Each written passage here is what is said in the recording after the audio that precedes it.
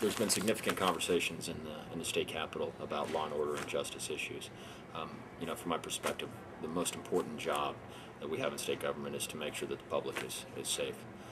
At the same time, that creates budget challenges. When bad guys do bad things, they go to prison, and that's created pressure on the budget. And some of my colleagues have argued that we need to accelerate the release of individuals from the prison system to alleviate those budget costs. My perspective is first, foremost, and always we need to focus on the public safety question.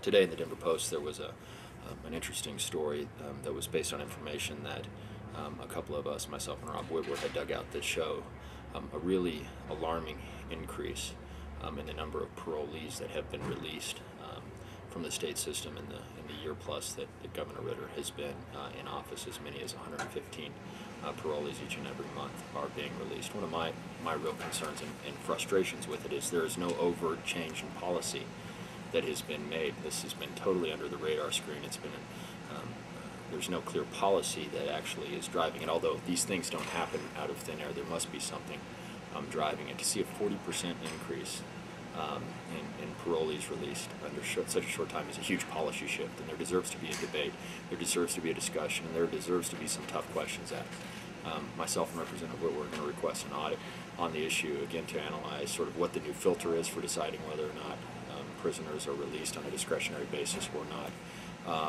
And secondly, ask really tough questions about sort of what's driving this in the first place. What's the phenomenon? We do have a challenge in the state with recidivism.